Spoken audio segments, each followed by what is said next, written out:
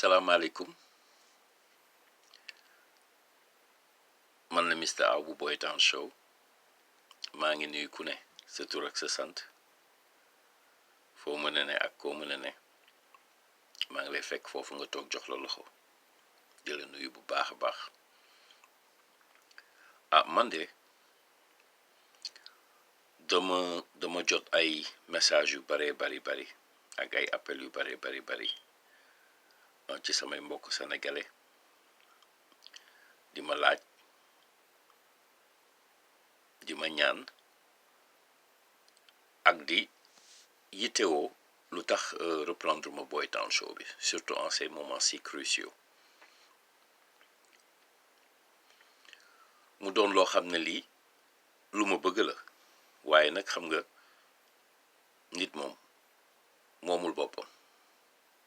fi ko suñu boroom yóbbu rek foofu lay mën a dem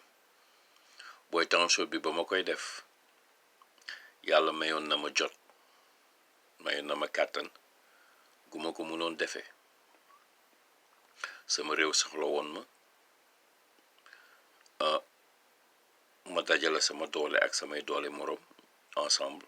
ñu def Boy Town Show bi mu jeex en 2015 nëgë ni dama nekk diggante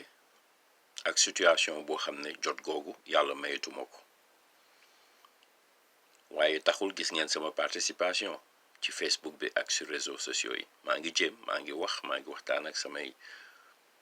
moroom samay sister samay brother ñu ngi foo di ree waaye su ful la jotee it ñu ngi ciy wax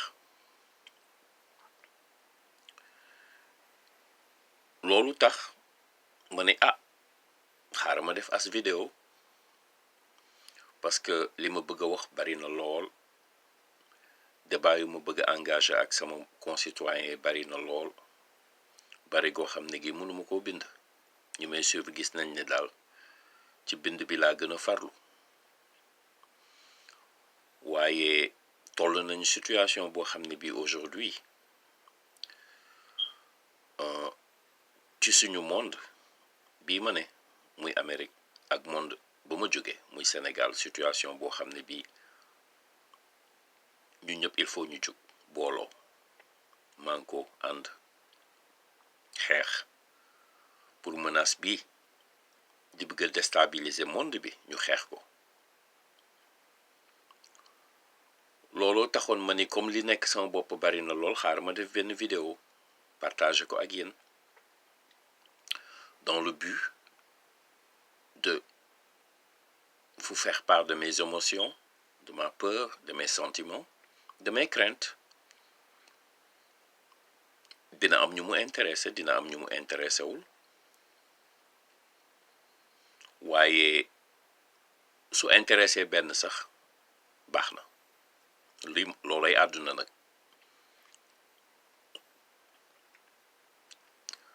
waaye vidéo bi daal dama ko def ngir partager sentiment ngir ensemble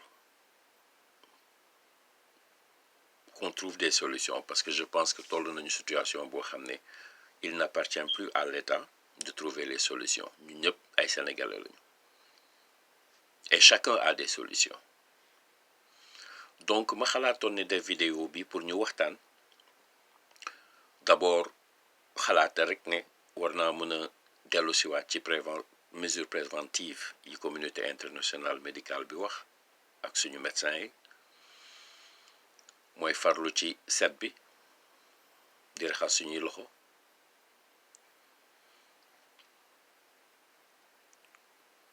soo mënee gis naa ne Sénégal y a une surenchère sur un produit désinfectant yi ay li ñuy raxasee loxo waaye raxasal sa loxo ak saabu ba mu set soo ci mënee def vinaigre def ci baax na mun na ñuy moytu di jegante nga nekk ci biti nekk sa bureau wala nekk ci bus yi en tout cas ñuy bañ a jegante ku nekk daal mën a jox sa moroom benn 1 wala 2 mètres de distance comme ça virus bi au moins du mun a tëb ci yow su fekkee ne da nga nekk à côté d'un malade mu ne confinement ñu toog suñuy kër pour éviter que le virus se propage. Ah, je pense que confinement bi moom wax nañ ci waxaat ci c'est la seule façon pour instant bi maîtriser situation bi nit yi toog seen kër virus bi bana propagé wu ba pare gouvernement bi farlu ci test yi ndaxte suñuy testé nit yi mën a isoler maladie mën a xam ku feebar ku feebarul ñu feebar ñu isoler leen mën leen a faj donc maa ngi ñaax gouvernement bi ñu farlu ci test yi parce que aussi c'est fort possible li xew Europe ak Amérique xew foofu maanaam que des porteurs se promènent kenn testé wu leen te ñu ngi ak maladie bi di wàll nit yi loolu nañ ci bàyyi xel donc yooyu en tout cas nee nañu suñ ko defee war nañu mun a saafara virus bi en tout cas moytu ko mais man li ma tax a jóg tey sama gaay brothers and sisters mooy li ma déggagul ba léegi ci suñum réew mooy qu'on discute de l'aspect financier de la chose impact financier yi crise bi nar a am d'abord dans le monde dans sa globalité économie mondiale bi et bien sûr qui va nécessairement impacter suñu économie loolu benn la ñaar notre économie nationale ci boppam en ce moment su ko nekkul it ca la jëm à l'arrêt dëkk yi ñu dëkk ni bitim réew Amérique Italie France c'est des pays super développés mais ñoom fu mu ne ni toll nañ ci tiitaange boo xam ne bii man lii mësuma koo gis yàgg naa fi lool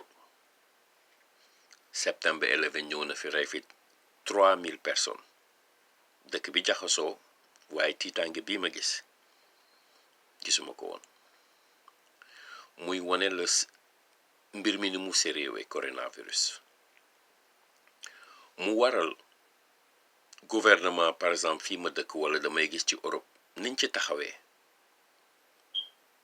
dafa am ay termes yoo xam ne président yi en général dañ koy éviter di ko utiliser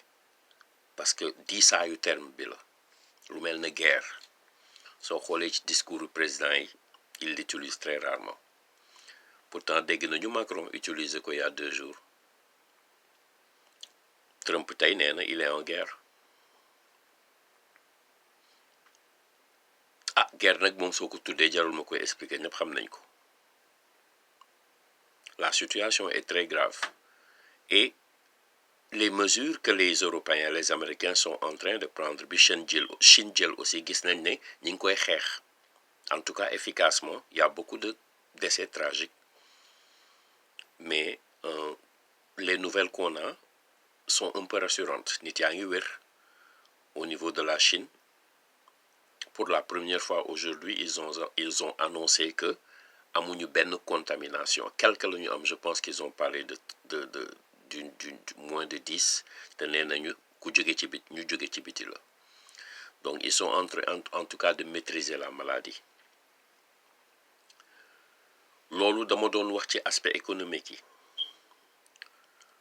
di wax comment les présidents yi conscients du danger attitude bi ñu am face au coronavirus qui représente une menace pour l'économie mondiale pour la nature humaine même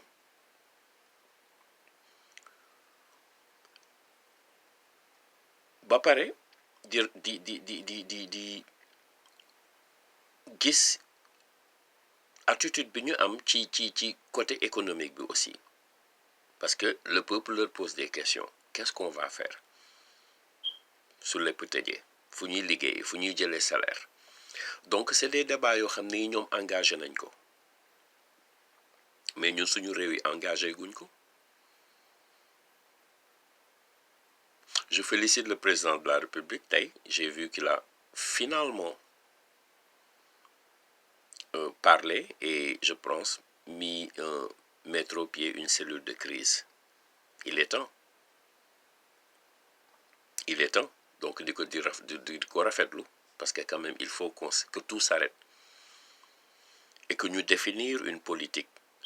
bu ñu mun a arrêter coronavirus bi et on a besoin de savoir loolu di ma indi ci communication bi wax naa ci ba sonn fu ma ci waxee Facebook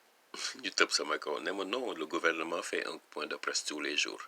oui je suis les points de presse di ko rafetlu waaye di suma sañoon point de presse yi ñu gën ko yaatal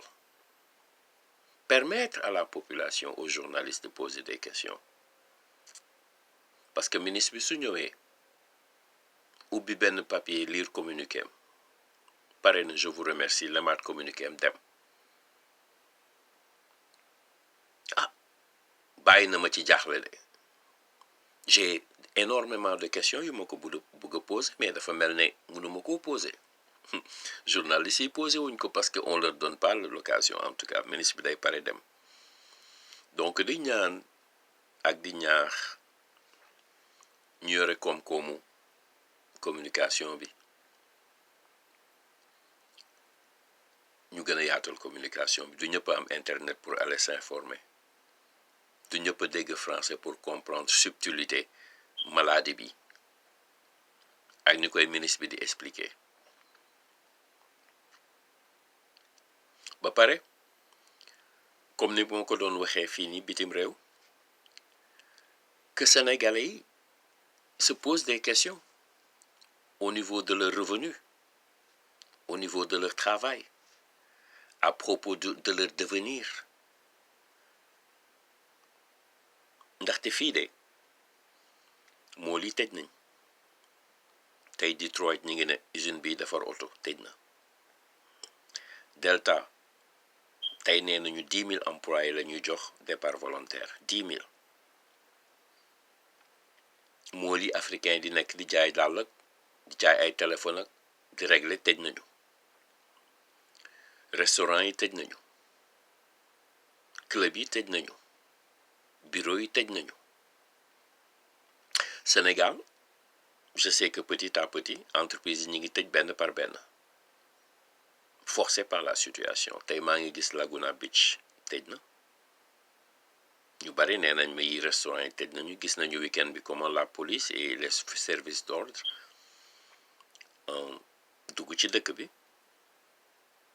arrêté club yi tey gis naa Liberté 4 police dem na fa arrêté un match buy ay jeunes fa nekkoon di jouer donc petit à petit les commerces vont fermer les clubs vont fermer les restaurants vont fermer les bureaux vont fermer jaay mbedd bi amatul JP amatul on vit on sait comment nos économies africaines en tout cas sont constituées 70% bi ay double la ay yeewu dem town réglé jaay yegg ko wàcc loolu amatul comment on va faire képp ku am njaboot na gëni am ay waajur yooy dimbali am ay soxla jaaxle nga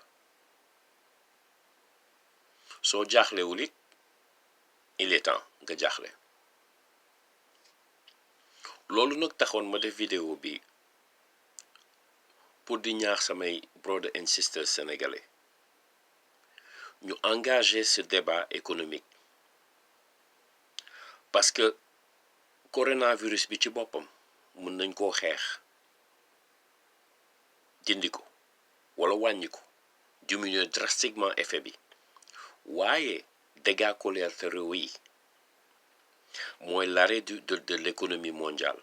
l'arrêt de nos fragiles économies en Afrique pendant 3 4 5 6 7 8 tey Amérique nee nañu il leur faut ñoom ci seen bopp une si grande puissance nee nañu il leur faut 18 mois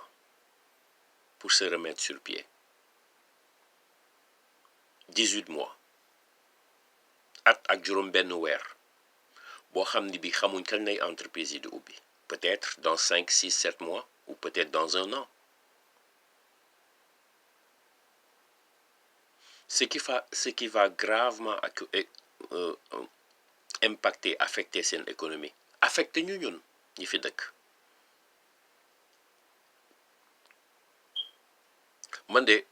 dama sant yàlla bu baax a baax a baax a baax te xam naa ni yéen it sant ngeen yàlla. lu tax ma wax loolu, j'ai commencé à télétravail à peu près 6 mois avant lii. Donc, et je travaille dans l'industrie du tourisme, des voyages, qui est un secteur pratiquement à terre en ce moment. C'est fou quoi, you know. lépp loo xam ne lii moo doon indi revenu ci industrie du tourisme bi dafa taxaw fu mu ne nii kenn voyageetul kenn defatul dara. waaye ñi ngi fi ba léegi yàlla bàyyi ñu fi ñi ngi liggéey ñi ngi télétravail di xool fi mu ñu jëmee. waaye jaaxle nañu. donc économie américaine boobu économie européenne yéen sama mbokk yi nga xam ne majorité bi ñi ngi Sénégal waaw mais ñu ci bari ñi ngi bitim réew. fa ngeen doon liggéey tëj, fa ngeen doon jaayee tëj, li ngeen doon lijjanti taxaw, conteneur yi ngeen doon yóbbu bloqué, conteneur yi sax ñi ngi dama ko ñëw mais ba kañ. parce que incertitude boobu fu mu ne nii moo graaw. On ne sait pas ce que demain sera fait. xamuñu. voile yi arrêté nañ ko. certainement ça va reprendre mais quand. 18 mois yooyu américains yi di wax est-ce que ñun mën nañu toog 18 mois sans travailler. fii xëy na sax gouvernement bi ils ont mis une cellule de crise boo xam ne aspect économique boobu kese moo ko tax a jóg. ils sont en train d'étudier naka la ñu mun a def pour que ces 18 mois là certes dina am un impact considérable mais en tout cas dinañu mun a teg ay politique yoo xam ne dina am tuuti coono gu mu wàccee ci nit yi maanaam ay xaalis yu ñu leen di yónnee wala ay taxes yu ñu leen di wàññil ak genre googu. man débat yooyu laa bëgg ngeen engagé ak suñu gouvernement yi tey que cellule de crise bi bu mu doon ay mbirum vaccin ak ay test kese. cellule de crise bi mën ñoo expliquer ñun sénégalais yi lan la gouvernement sénégalais bi nga xam ne mooy suñu koom-koom ñoom la ñu fal pour ñu nefi war ñoo aar war a aar suñuy waajur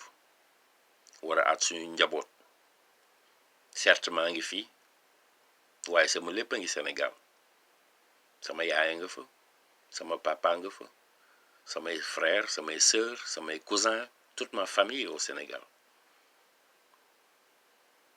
naka lañu gouvernement Sénégal bi mun ñoo wax ban politique de lutte contre le coronavirus la teg comme mënuñu koo laajte ci communiqué yi ak point de presse yi comme may ñu laaj ko. xëy na suñu tegee cellule de crise bi ñu mun a engagé mais pour loolu pour ñoom ñu engagé ko yéen population bi il faut ngeen laajte ko. il faut ngeen laaj ñi leen yilif lan lañu teg ban politique lañu teg pour xeex coronavirus bi benn. ñaar ban politique financière la ñuy teg pour mën a dimbale néew di doole yi mën a dimbale population bi. parce que lii kat suñ ko gisee ñun xamuñ fu ñu jëm. les cas montent tey on est à 36 cas positifs mais 36 cas positifs yooyu dañ leen a testé pour montrer l'importance du test ak pour mun a identifier ñi ko yor te xamuñu ko. donc yooyu yëpp doon ay débat yoo xam ne da ngeen ko war a engager avec vos gouvernants pas nécessairement le président de la République ou ses ministres mais les maires les gouverneurs les députés fu mu ne nii ñëpp ci war a jàpp. moo tax il est important ñu wàññi wax ci jëf ku ci nekk ci ñun lan nga mën a indi pour solutionner crise bi te encore une fois moo koy rappeler crise bi c'est pas seulement sanitaire elle sera économique parce que suñu économie encore une fois su taxawee yow jaayatoo ci mbedd dañ la koy tere dematoo dañ la koy tere fa nga doon xëyi tëj na bu boobaa képp koo xam ne kii ak lépp loo xam ne li yaa ngi ko doon yaakaar pour dundal sa njaboot ak dund taxaw. Tout ce qu'on peut faire dans ce cas-là, c'est de nous retourner sur nous-mêmes, booloo manko ensemble ñu sortir de ce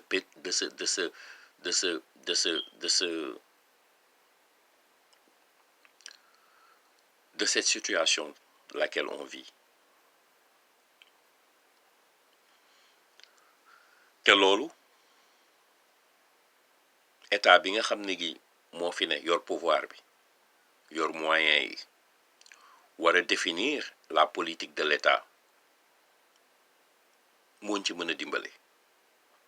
qu'on communique waxtaan parce que solution du état rek ko yor je pense que débat boobu moom ñëpp xam nañ ko léegi du état kese ko yor gis ngeen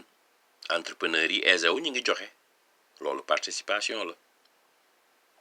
waaye it ma leen di ñaax ne xaalis boobu ngeen di joxe mobilisez-vous xam ne les revenus vont s'arrêter bientôt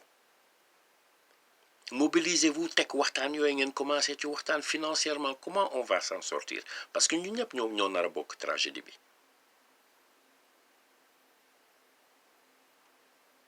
xaalis bi baax na lool ñu koy joxe au ministère dimbale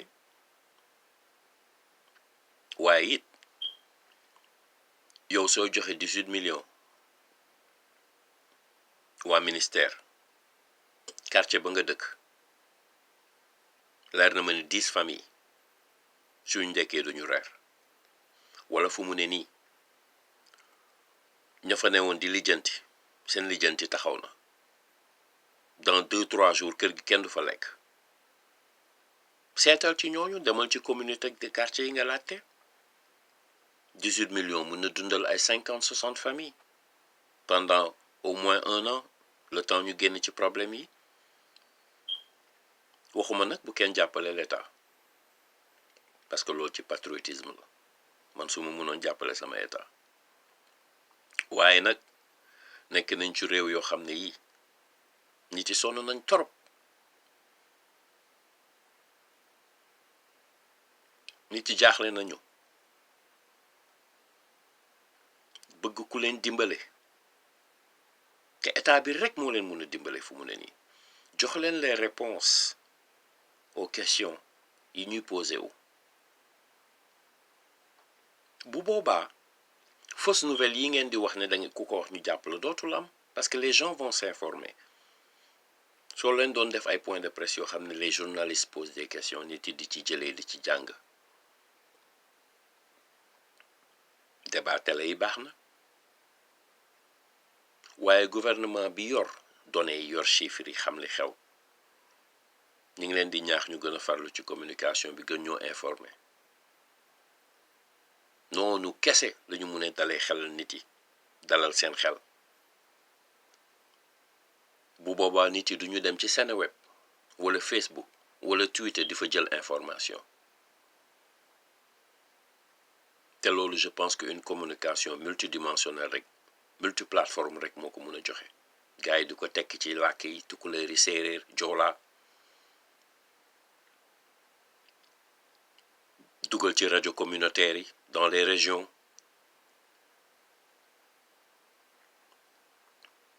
yónni député yeeg maire ñu dellu seeni communauté informer seen communauté ànd ak seen communauté xeex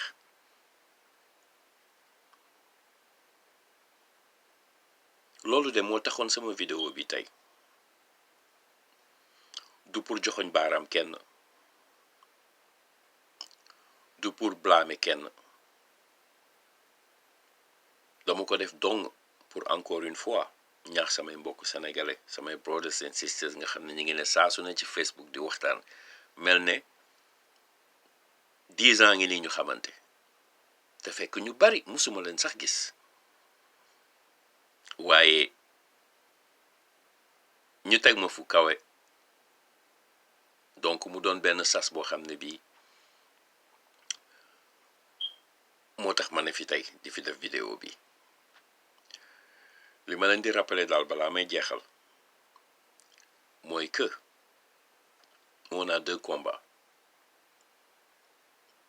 ñaari front la ñu am on a le front sanitaire ak le front économique ma leen di ñaax bu leen benn bi yóbbu ba ngeen fàtte beneen bi parce que ñaar yëpp dañu lié suñu fexee ba xeex coronavirus bi mu jeex mu des comment redresser notre économie comment repartir de cette base parce que aussi Afrique wane na loo xam ne lii xëy na passé na nii rek dans la tête des gens mais man lu ma marqué la parce que quand même vu nos relations avec l'Europe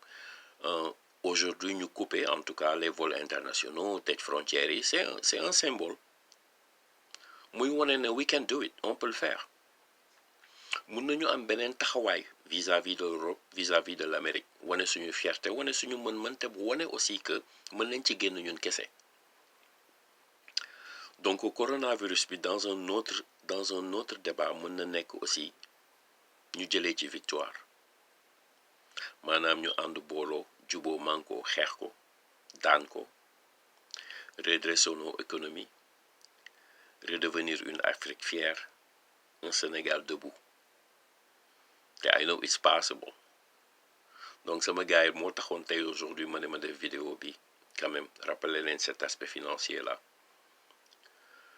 ku ci ne woon di passer rek battre booy boo nga deñ sa xaalis xam ne l'avenir est sombre